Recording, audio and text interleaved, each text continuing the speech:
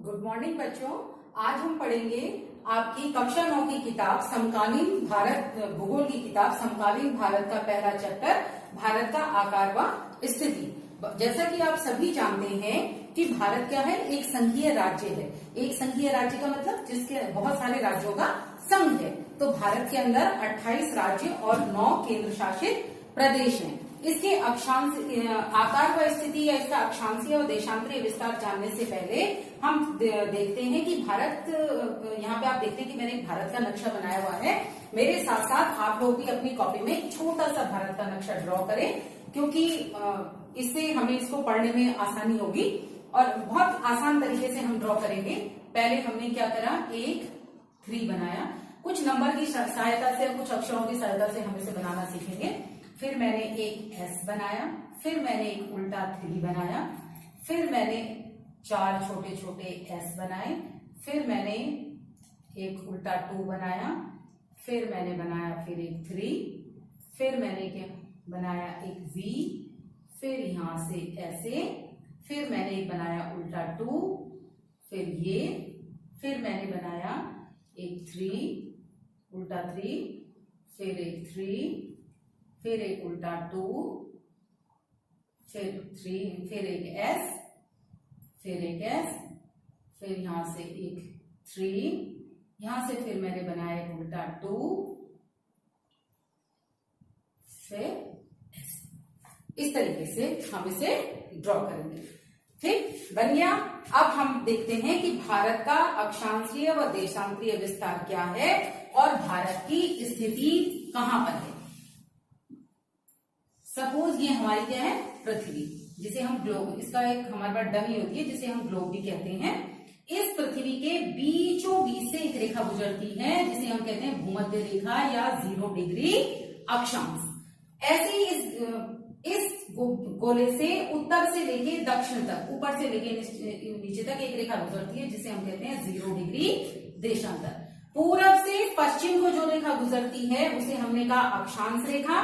समांतर रेखाएं जो ऊपर उत्तर से दक्षिण की ओर जो रेखा खींची जाती है उन्हें हमने कहा देशांतर रेखाएं। ये रेखाएं क्या करती है, इस ग्लोब को 2 भागों में बांट रही हैं। इसको हमने कहा उत्तरी गोलार्ध, इसको हमने कहा दक्षिणी गोलार्ध।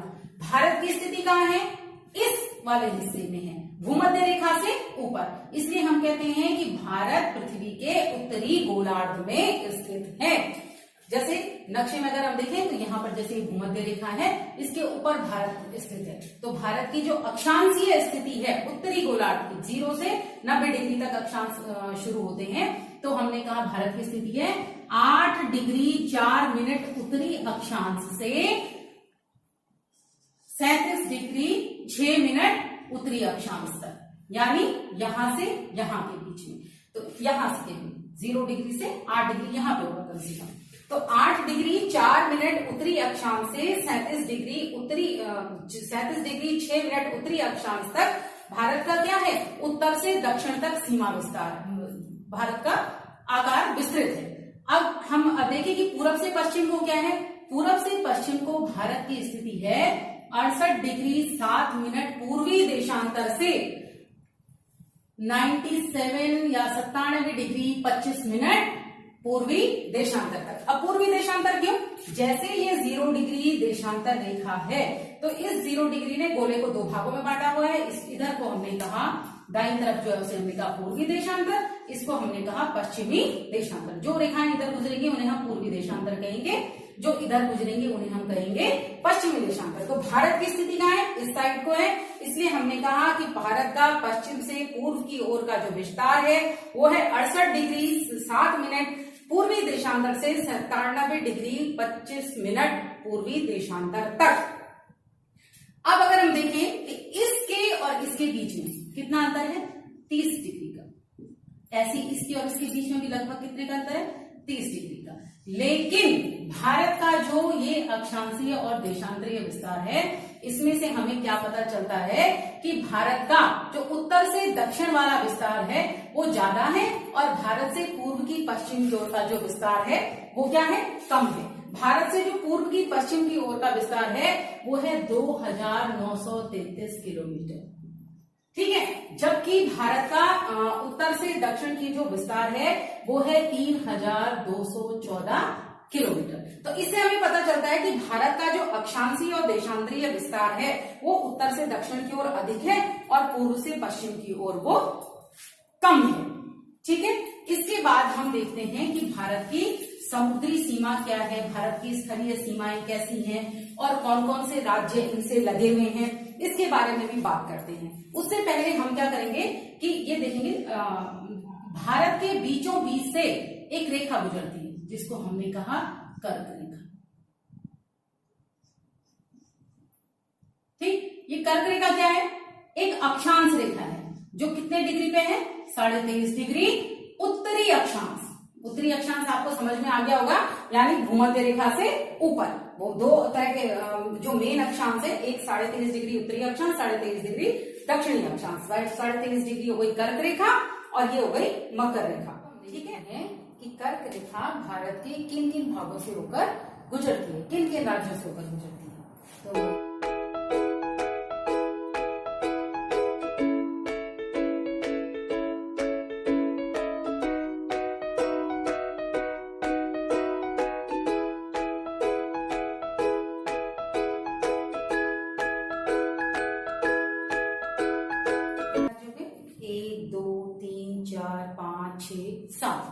यानी हमारी जो कर्क रेखा है वो गुजरात, मध्य प्रदेश, छत्तीसगढ़, झारखंड, वेस्ट बंगाल, त्रिपुरा और मिजोरम से होकर गुजरती है। अब हम बात करते हैं इसकी समुद्री सीमा और स्थलीय सीमा के बारे में, कि समुद्री सीमा मतलब जहां जहां भारत के समुद्र स्थित है, जिसे हम समुद्र तटीय सीमा भी कहते हैं।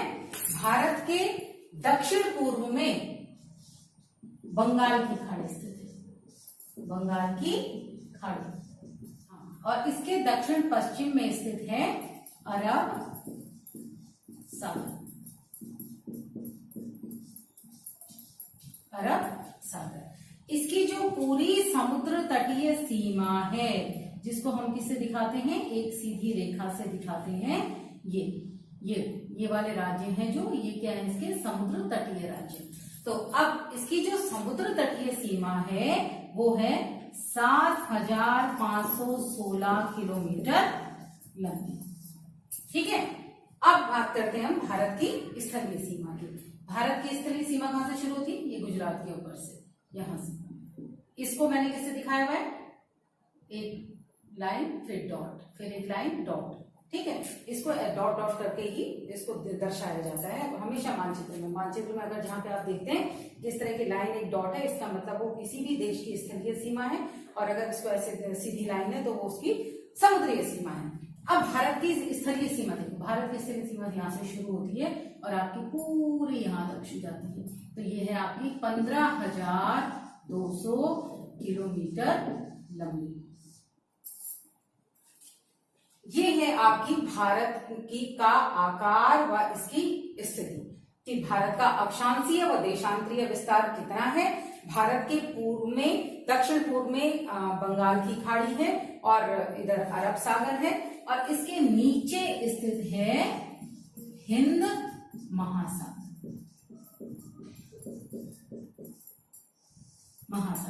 हिंद महासागर में जितने भी देश स्थित हैं उनमें से जितनी अच्छी स्थिति भारत की है, जितना अच्छा आकार और विस्तार भारत का है, उतना अच्छा किसी अन्य देश का नहीं है। इसीलिए इस महासागर को किसका नाम दिया गया? भारत के नाम पर इस महासागर को कहा गया हिंद महासागर। अब भारत के राज्यों के बारे में और भारत के केंद्र शासित प्रदेशों के बारे में और भारत के पड़ोसी देशों के बारे में हम कल पढ़ेंगे।